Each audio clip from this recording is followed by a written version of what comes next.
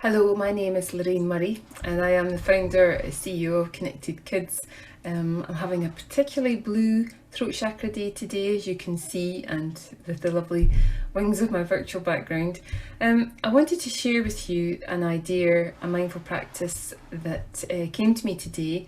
You may not be familiar with the Connected Kids program, but it's basically designed to help people like you learn how to teach your kids meditation, whether that's for your own family's needs or whether you want to become a professional teacher in this, teaching kids meditation and mindfulness.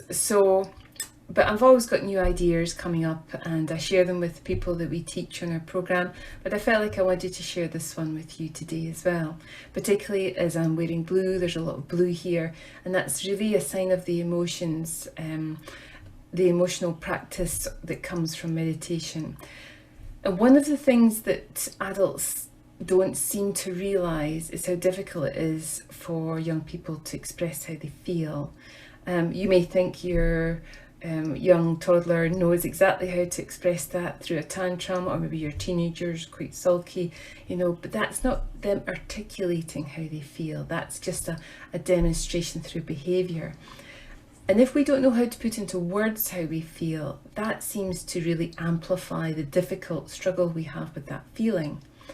So meditation is a really great way to help your kids understand themselves better, accept themselves more, because they can articulate how they feel, not always even to you, but to themselves.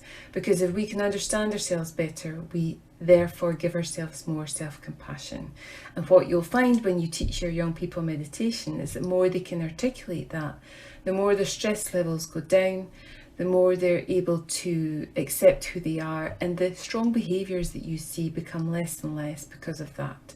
They don't go away completely, but they do reduce. So I was meditating today, and in Scotland today there was a thunderstorm, and it was really quite cool to meditate in a thunderstorm.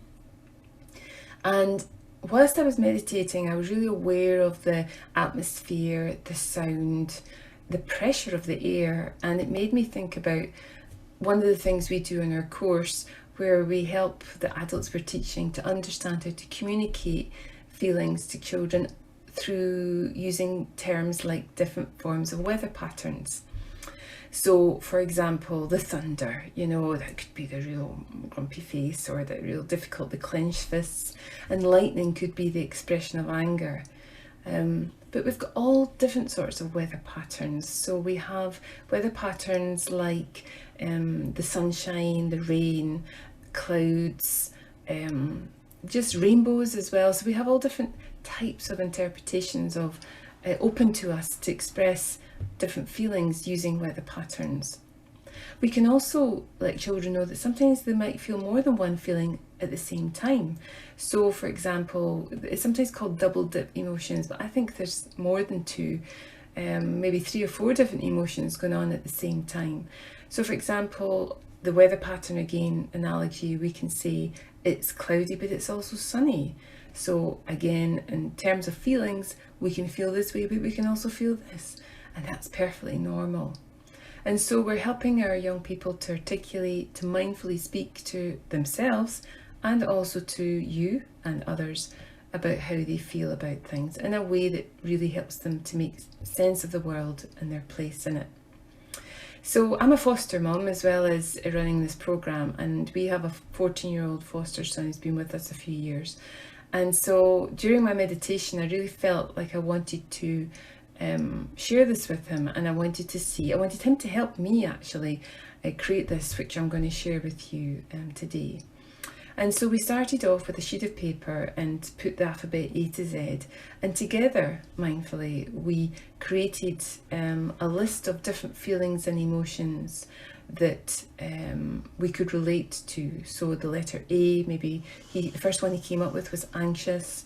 and I came up with angry, and so there was all these different words we could use, and we even threw in a few Scottish words. So for S, we have the word in Scotland scunnered, which means you're really fed up, you're really, really fed up. It's a great Scottish word, so that was the word that went on the list for S. So there might be some words that you might use in your own language that we don't have access to. If you do, please put it on here, because I'd love to know the different words you might use for different feelings. So this was the list that we created. That was the first part of this mindful practice with him. And then the second part was exploring different situations, and for him to then be able to notice what he felt about those situations. So his love in his life is gaming. So we talked about how he feels when he's gaming, and he was able to pick out from the list different feelings that come up for him. Sometimes it was frustration, sometimes it was excitement. So there was different feelings that came forward, which was great. But then we also explored what it was like if he didn't get to do his gaming when he wanted to. And again, the list was really helpful because it helped us work out the different feelings that come up for him when there's something he really wants to do, and for whatever reason he's not able or allowed to do it, then different feelings came up. And that's just, it's not about us fixing that, it's not about us making this world perfect for him, it's about helping him understand himself, and that all these feelings he have are relevant and they should be honoured and felt. Doesn't mean that they should go away, it's just we should be aware of them as they happen, and they will pass, just like the weather patterns change in the sky. So this was the mindful practice that we did, and I'll show you the list now actually.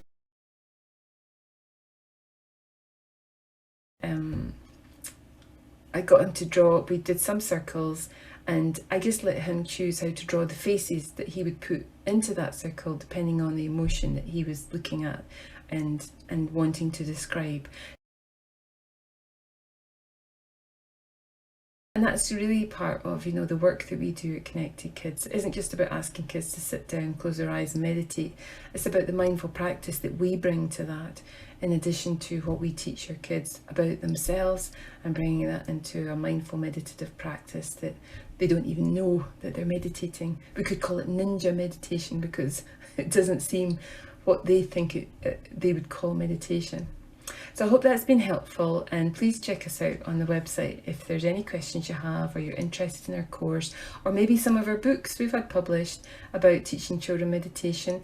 We do specialise in working with kids with trauma, autism, special educational needs and ADHD. That's just been over the last 20 years of experience we've built that up.